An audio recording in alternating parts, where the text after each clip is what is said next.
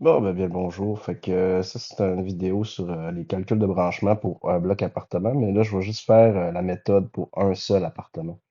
Ça ressemble quand même beaucoup à une résidence normale, là, si vous avez vu la vidéo sur les résidences normales. Là, cette fois-là, on parle de l'article 8202 pour les immeubles d'habitation.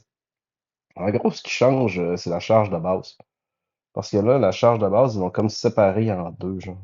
Ils ont parlé de superficie, cette fois-là, de 45 mètres carrés.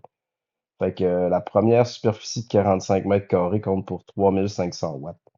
La deuxième compte pour 1500. Puis si on fait un petit calcul rapide, ben dans le fond, ça revient à ma superficie de 90 mètres carrés qui comptait pour 5000 watts dans les maisons, là. C'est juste que là, ils l'ont séparé en deux blocs parce qu'il y a des appartements qui sont plus petits, genre des 1,5. Puis après ça, ben, tous les autres groupes de superficie de 90 mètres carrés comptent pour des 1000 watts, finalement. Point de vue de la charge de base, ça ressemble beaucoup, sinon qu'ils l'ont séparé en deux pour le premier 5000 watts. Point de vue des appareils de chauffage, c'est la même chose. Au cas où vous auriez un appareil central, il compte à 100%. Si vous avez des appareils autonomes, des plaintes, des convecteurs, des appareils, dans le fond, qui a un thermostat qui gère un appareil par pièce, ben, c'est les 10 premiers kilowatts comptent à 100%, puis l'excédent, le reste, les 11, 12, 13 kilowatts, compte à 75%. Là, il faut se rappeler que la climatisation, on la compte dessus ou pas, ben, ça dépend si elle excède le chauffage. Fait qu'on va prendre le plus gros des deux entre le chauffage et la climatisation.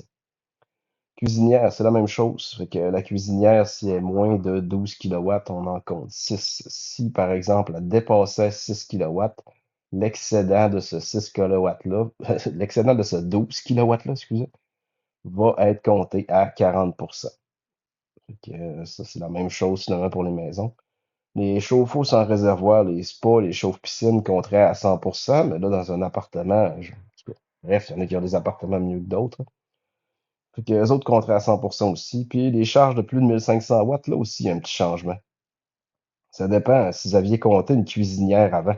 Si vous avez compté la cuisinière, vous avez déjà mis 6 kilowatts de charge. Donc, ils vont se dire, si vous avez déjà une cuisinière électrique, parfait, ben, les charges qui excèdent 1500 watts vont être comptées à 25%. Si vous n'aviez pas de cuisinière, ben là, il va falloir compter les charges de plus de 1500 watts à 25%, mais ajouter 6000 watts si on ne prévoit pas l'installation d'une cuisinière électrique. C'est ça un peu qu'ils vous disent là-dessus, là. Ils veulent que vous la comptiez. Tu sais, ils disent, si tu en as une, fair, tu sais, soit compter le reste à 25%, mais si des fois tu n'en as pas mis, ben, je vais te le faire compter à 25%, puis tu vas m'ajouter un 6 kilowatts pour compenser la cuisinière des fois qu'elle arriverait plus tard. Pour les bornes de recharge, l'article peut paraître un peu spécial, mais il n'est pas si pire que ça, parce qu'il est quand même assez clair, cet article-là. C'est le 8201C, dans le fond, il vient des résidences, là. Il est comme en 3 points, point 1, point 2, point 3. Je vous l'ai ramené comme plus en forme de graph set, là. Ça dépend si vous avez une cuisinière électrique. Si vous n'avez pas, les bornes vont compter à 90%. Si vous avez une cuisinière électrique, après ça, ça va dépendre si vous avez un chauffe-eau. Si vous n'avez pas de chauffe-eau, vous êtes encore à 90%, vous êtes dans le cas numéro 3.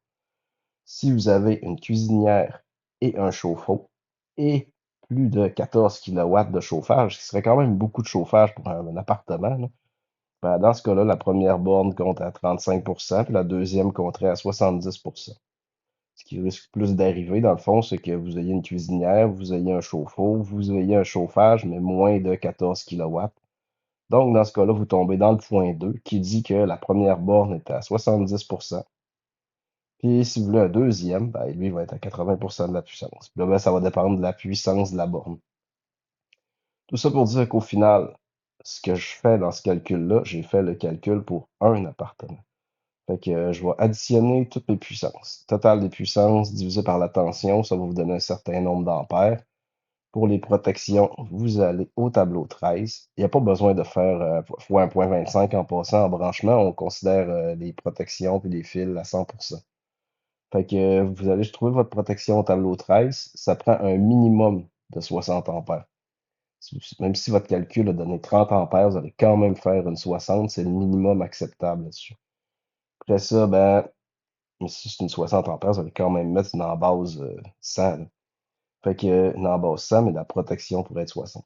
Après ça, ben, vos fils aussi, les conducteurs sont à 100%. On n'a pas besoin de faire x1.25.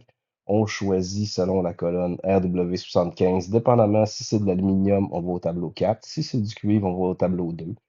Puis, comme d'habitude, on choisit notre neutre selon le tableau 16A. Sauf que ce qui risque plus d'arriver dans un appartement, c'est que, étant donné que je suis après le coffret de branchement, ben là, je vais juste partir un fil carrément, là, puis s'il est caché dans les murs, ça pourrait être du NMD dans ce cas-là, ou ça pourrait être un TEC, ou ça pourrait être du ACWU. Bref, vous pourriez passer carrément un câble. Fait que dans ce cas-là, pas besoin de s'occuper du neutre puis de la mise en masse. Mise en masse aussi qui serait au tableau 16A, soit dit en passant. La prochaine vidéo va être sur vraiment la capacité de l'entrée du bloc appartement au complet.